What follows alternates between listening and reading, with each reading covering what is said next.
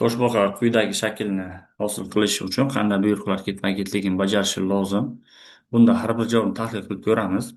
Yani birinchi javobni qaraydigan bo'lsak, repeat 4 marta ishlaydi. Buni takrorlanish tanasi mana shu kvadrat qavsning ichi hisoblanadi. Toki mana shu right 45 gacha bo'lgani 4 marta bajarilgandan keyin bu tomonga o'tamiz.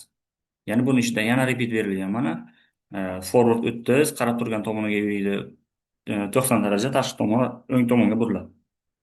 Bu 3 marta ishlagandan so'ng bir marta forward 30 ishlaydi. Toshbaqa yo'nalishi odatda bizga yuqoriga qarab turgan bo'ladi doim. Shu tomonga qarab 30 ta mana birinchi harakatni bu bir marta ishlaganda bu to'liq 3 marta ishlash kerak bizga. Va birinchi marta 30 qadam demak yuqoriga yuriydi. Va o'ngga soat sirkasi bo'ylab bir marta buriladi. Mana 1 va 2 3 bo'ldi. 3 marta ishladi. Va forward 30 bor bu yerda shu qarab turgan tomoniga yana bitta yuriydi bu. Chapga qarab turibdi. Ikkinchi marta takrorlanishni boshlaganda bu qarab turgan tomoniga yana yuriydi va soat sergasi bo'ylab demak 90 darajaga buriladi. 1. Endi bu chiziqlar to'g'ri bo'ladi bizda. 2, 3 va forward 30 bilan bu pastga yo'nalib qoladi. Ustidan chizib pastga keladi. 4, 3-chi marta boshlaganda bu yana xuddi shu jarayonni davom ettiradi. 1 soat sergasi bo'ylab 2, 3 va forward 30 bilan oxiridagi markazga keladi.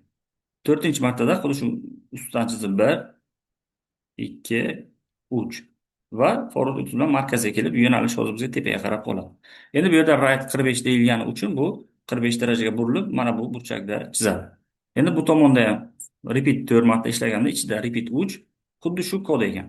Endi xuddi shu shakl 45 daraja burilgan holda chiziladi demak. 1, 2, 3 va mana bu yerda mana forward 30 bor. Bu qarab turgan tomonga chizib mana shu chap yuqori tomonga qarab qoladi. Ikkinchi marta hozir mana bir marta ishlab bo'ldi bizda. Ikkinchi marta ishlash boshlashda yana xuddi shu jarayon bajariladi. Demak bizga 1, 90 daraja 2, 90 daraja 3 va markazga keladi bu. Mana forward 30 bilan va 3-marta boshlashda ham demak 1, 2, 3 yana markazga keladi. Buni ustidan chizib 1, 2, 3 va oxirgi forward 30 bilan bu o'sha boshlagan nuqtasiga 45 darajaga burilgan holda mana shu yuqoriga qarab qoladi. Ana bunday shakl hosil bo'ldi. Demak bu degani biz A javob o'rinli emas. Keyingi B javobini tahlil qilib ko'ramiz. Repeat 3 marta ishlaganda asosiy repeat ichida 4 ta repeat va forward 30 ishlaydi. Toki mana shu right 45 gacha alohida bajaramiz. Demak, yuqoriga qarab turgan bo'ladi. Toshbaqa yo'nalishi doim mana birinchi 30 qadam yurib, keyin 90 darajaga e, buradi. 1 burildi mana.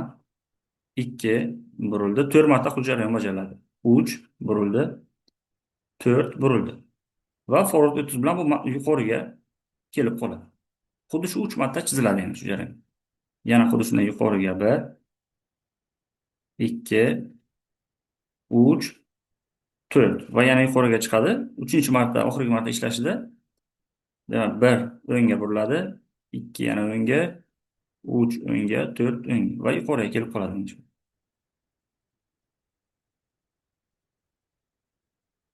Right 45. Endi bu toshbaqa yo'nalishi mana bu burchakda chizadi. Xuddi shu shakl yana chiziladi. 4 marta. Asosiy 3 marta ishlaganda bu 4 marta bajariladi. Demak bizda 1, 2, 3, 4 va yuqoriga chiqadi yana. 1, 2, 3, 4 va yana yuqoriga chiqadi. Xuddi shu shakl yana bir chiziladi. 1, 2, 3, 4 va yana yuqoriga chiqib toshbaqa mana shu nuqtada yuqoriga qarab turgan holda qoladi. Ana aynan shu shakl hosil bo'ldi. Demak, B javobini qabul qilishimiz mumkin. Endi C javobidan tahlil qilib ko'radigan bo'lsak, bu yerda left 120 repeat 3 marta ishlasa, demak bu ushbu shakl hosil bo'ladi. Yana 360 aylanib to'liq bo'lsa, 120 darajaga bo'lsa 3 marta bor va 3 marta ishlaganda aniq ushbu shakl bo'ladi.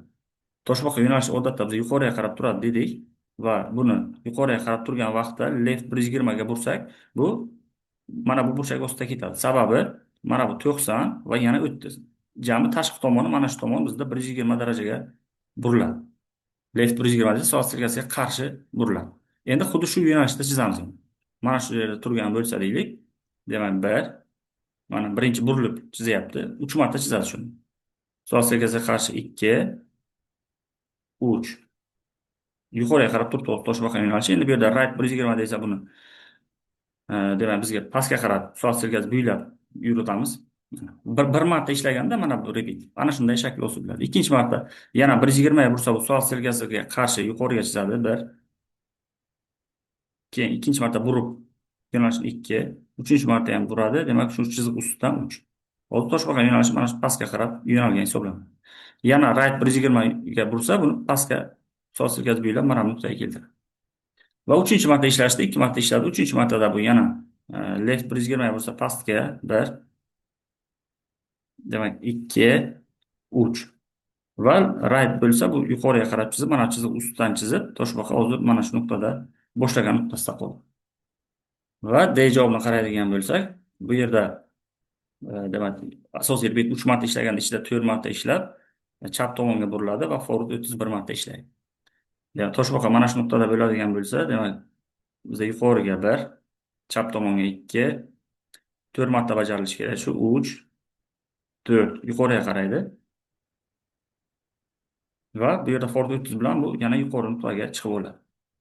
Ikkinchi martada ham demak 3 marta shu jarayon bajariladi. 1, 2, 3, 4 va yana yuqoriga shu chiziq ustidan demak bizda yuqoriga chiqadi.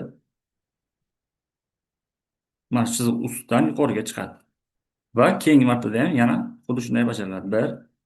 1, 2, 3, 4 va yana shu chiziq ustidan yuqoriga chiqib, hozir yo'nalish tepaga qarab turgan hisoblanadi. Keyin bu yerda left 90 deyilsa, endi chap tomonga qaytadi. Yo'nalish endi bu tomonga qarab qoladi. Xuddi shu shakl yana chiziladi. Repeat 3 marta ishlaydi. Demak, bizda bu bir marta ustidan chizadi buni. 1, 2, 3, 4 va chapga qarab qolgan bo'ladi. Mana bu yerda forward 30 bilan bu yo'nalishni mana bu nuqtaga olib keladi. Ikkinchi martada ham demak 1, 2, 3, 4 va yana ustidan chizib bu yerga keladi. Va oxirgi marta 1, 2, 3, 4 va nuqta mana shu joyga kelib to'xtaydi. Toshbaqa ana shu chap tomonga qarab qoladi. Mana shunday shakllar hosil bo'ldi. Endi bularni biz dasturda bajarib ko'rishimiz ham mumkin. Birorta onlayn dasturda, masalan, mana bu yerda Transform sayti mavjud. Mana shunga kirib, o'z mana birinchi dasturimiz kodini agar bajarib ko'radigan bo'lsak, mana birinchi kodimiz mana bizda aynan mana shu kvadratchalar ko'rinishda hosil bo'ldi. Ikkinchi endi bu to'g'ri javobimiz bo'ladi. KS deb ekranni tozalab olamiz va ikkinchi javobimizni, B javobini kiritib ko'ramiz. Mana ikkinchi javobda aynan bizdan so'ralgan shakl chizyapti. Va uchinchisi uchuvchaklar shakli hosil bo'ldi. Uchinchi kodning nusxasini olib bu yerda bajarib ko'ramiz. Mana uchuvchaklar shakli va to'rtinchisida ham chapga qaragan kvadratlar chizildi bizda. Mana bunday. Ya'ni mana shu bizda to'g'ri javob, bu yerda B javob o'rinli bo'ladi.